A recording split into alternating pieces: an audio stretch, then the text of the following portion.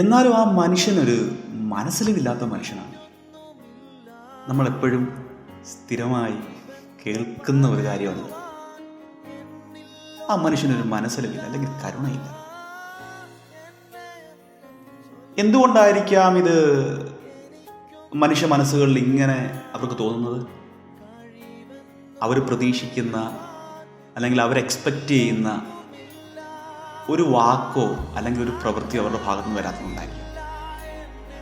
Bible ഒരു സന്ദർഭമുണ്ട്, അതിങ്ങനെയാണ്: യേശു മനസ്സലിഞ്ഞ് കൈ നീട്ടി ഒരു കുഷ്ഠരോഗിയെ തൊട്ടു. അവിടെ ഇങ്ങനെയാണ് പറയുന്നത്: യേശു മനസ്സലിഞ്ഞ് കൈ നീട്ടി ഒരു കുഷ്ഠരോഗിയെ തൊട്ടു. യേശു ക്രിസ്തുവിൻ്റെ അടുക്കിലേക്ക് വരുന്നവനെ ആരെയും തന്നെ കർത്താവ് ഒരിക്കൽ പോലും മാറ്റി നിർത്തിയിട്ടില്ല. അതൊരു കുഷ്ഠരോഗിയായാലും ആരായാലും.